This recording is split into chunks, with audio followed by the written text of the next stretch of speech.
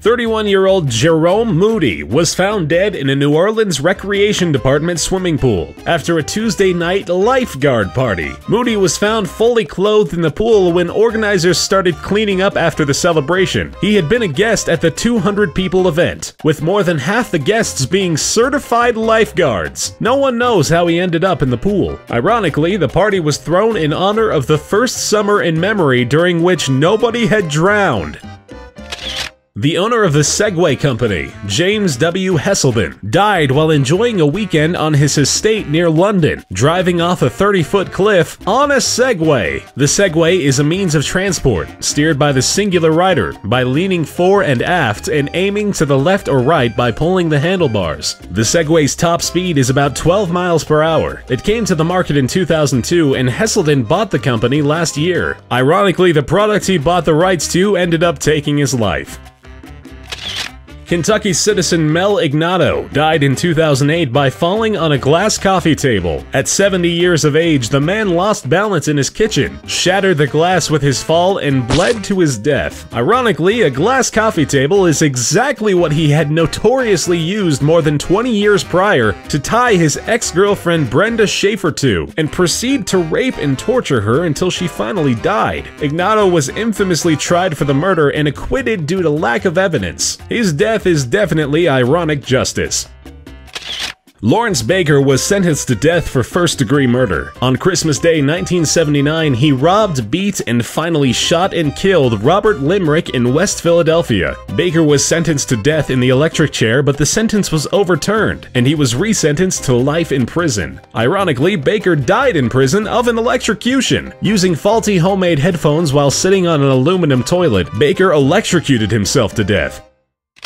J.I. Rodale died on the Dick Cavett Show in 1971 while the host was interviewing another guest. Ironically, Rodale died after claiming that he never felt better and that he was going to live to be 100 thanks to his lifestyle. J.I. Rodale was one of the first advocates of organic farming. He founded a publishing empire focusing on health and was famous for his skepticism when it came to traditional medicine. Rodale was ironically a guest on the show advertising his healthy lifestyle philosophy when he died of a heart attack at the age of 72.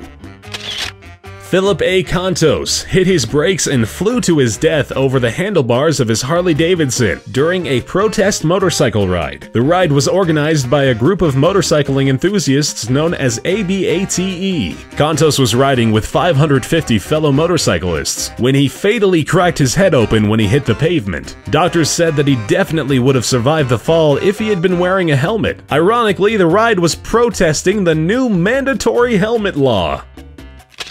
Jessica Gawi was a survivor of the Toronto Eaton Centre shooting, managing to survive the mass shooting which had occurred in the shopping mall. After the experience, she became a blogger and went on to pursue a career as a sports broadcaster. Unfortunately, her career was cut short at the early age of 24 when she was shot dead. Ironically, she was killed in another mass shooting. Gawi went to a midnight screening of The Dark Knight Rises when James Egan Holmes set off tear gas grenades and shot at the audience. 12 people, including Gawi, were killed in what is today known as the 2012 Aurora shooting.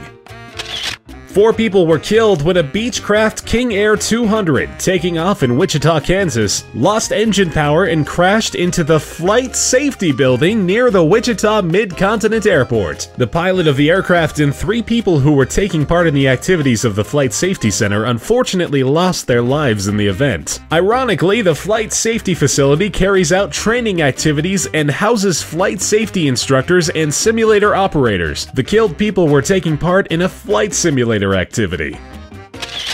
18-year-old Taylor Sauer was driving home from college and texting simultaneously. She cut her Facebook conversation short by sending a text stating that she would get back to her friend later, as texting and driving wasn't safe. Ironically, only seconds after she sent the message, Sauer crashed into a tanker truck and died instantly.